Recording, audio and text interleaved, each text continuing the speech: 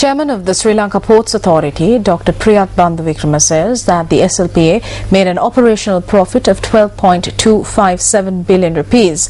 The chairman of SLPA pointed out that this is the highest operational profit recorded in the history of the Sri Lanka Ports Authority.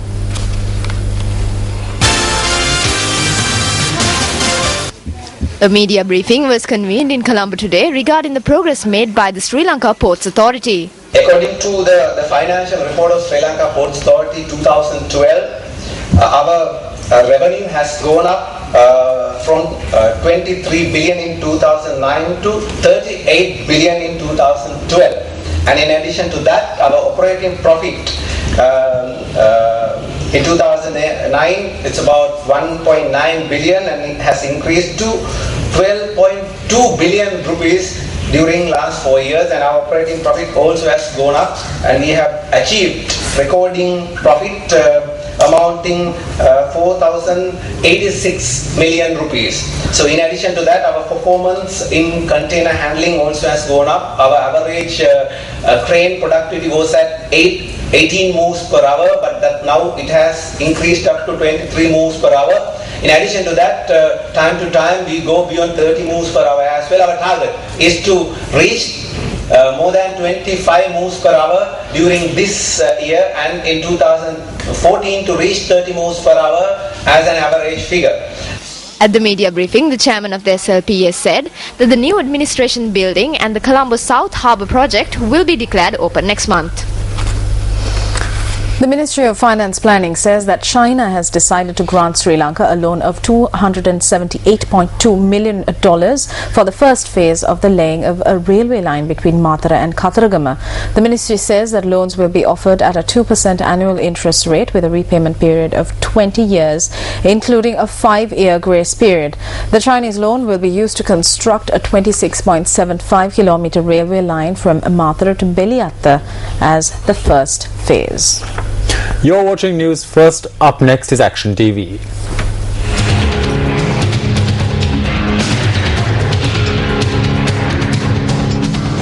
Although statements made by education authorities since the latter part of April 2010 that a national education policy would be introduced within a 3-month period have become stale, such a policy is yet to see the light of day.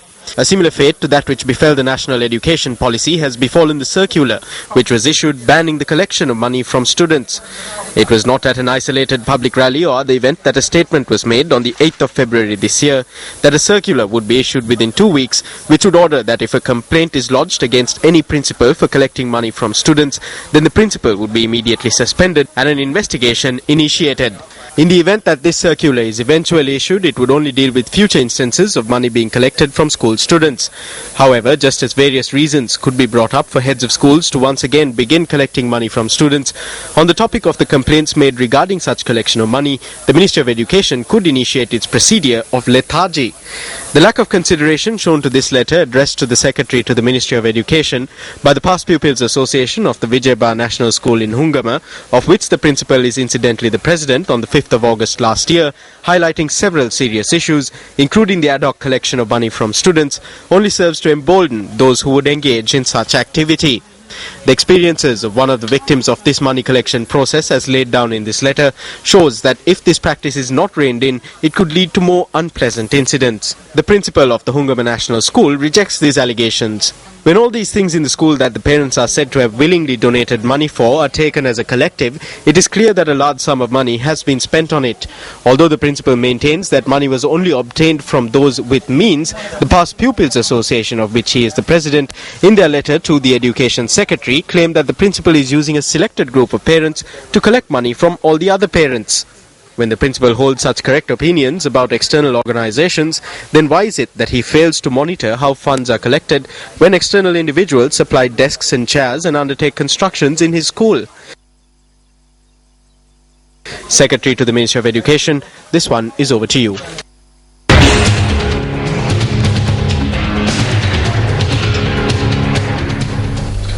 United National Party activists charge that the present leadership of the United National Party is chasing away leaders with public voter bases rather than recruiting new members to the party.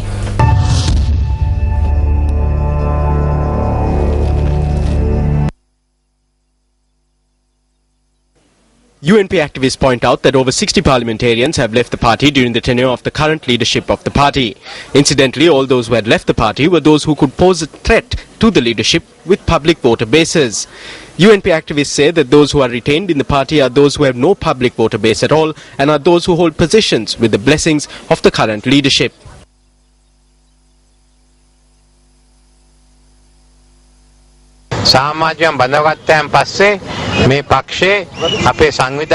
Once new members are enrolled, our organisers, Pradeshya Sabha members, parliamentarians and everyone else have to remain in their electorates. They should be with their people. If they cannot do that, I will have to put those with the capability of fulfilling this task in those areas.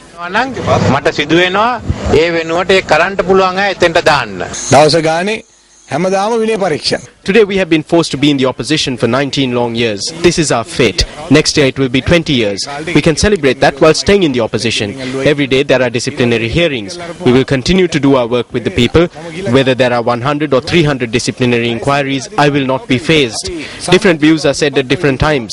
They say that Joseph Michael Pereira was held by the neck. After it was rectified, it became another thing. Day before yesterday, I visited Gampala and went to over 600 houses. We sold tickets to promote our recruitment program. When we came back from that, there was another disciplinary inquiry. Why? They say it is because I criticized our leadership. Day by day, they make false accusations. They have left aside the task of toppling the government and are chasing after the Dayasiri Jayasekara.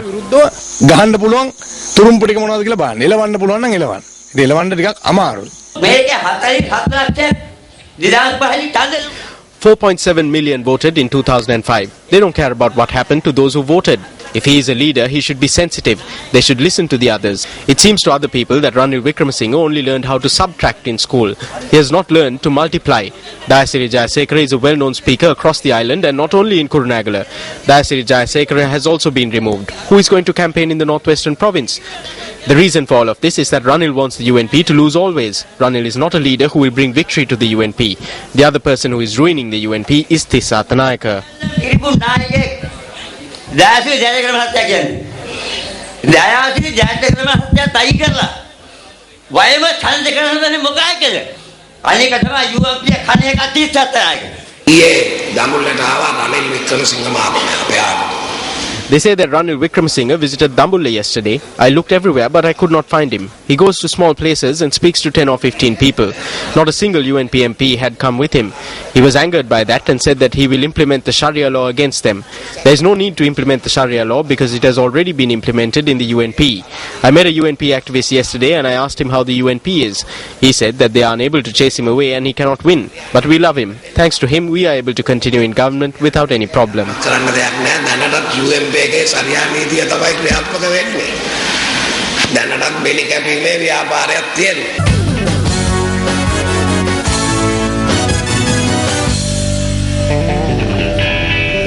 Let's now take a look at big match fever. Well, it's that time of the year when almost all of Colombo is enveloped in a sea of blue. We are only a few days away from the biggest match of the big match season, the highly anticipated Royal Thomian. Well, as both teams gear up for the 134th Battle of the Blues, the longest unbroken annual cricket match in the world, today we take a look at the Thomian camp. St. Thomas's College, Mount Lavinia is captained by Javed Bongso.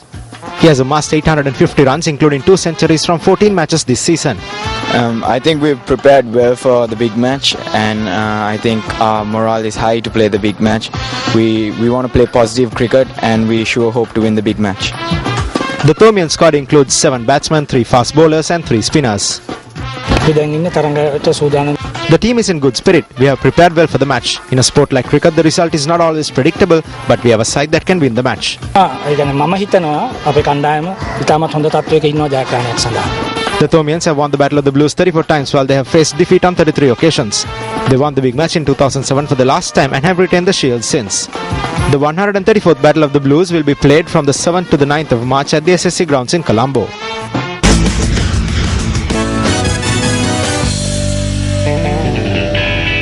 Before wrapping up the news, the police have seized 2 vehicles which were involved in a hit and run which injured 1 person along Duplication Road in Bambalapitiya and have commenced investigations. Police media spokesperson SP Buddhika Siriwardana said the motorists of the 2 vehicles who were travelling towards Wellawatta at high speed at dawn the day before yesterday had run over a pedestrian and then fled the scene. The injured person is continuing to receive treatment at the National Hospital in Colombo. The police media spokesperson said officers of the Bambalapitiya police had recorded a statement from the injured person. Meanwhile, joining the adjournment debate in Parliament today, UNP MP Sujiva Senasinghe expressed these views on the incident. I wish to draw your attention to an incident which occurred on Saturday. You brought down sports cars to develop sport in the country, luxury sports cars, Lamborghinis and Maseratis valued at 120 or 150 million rupees. What happened? On Saturday night, 2 drivers raced 2 of these cars and now there is a man in the ICU. But Minister, the Bambalapitiya police or the Kolpiti police are yet to act on this matter. They have not taken any steps to see who the 2 drivers are, whose sons they are, who is covering for them.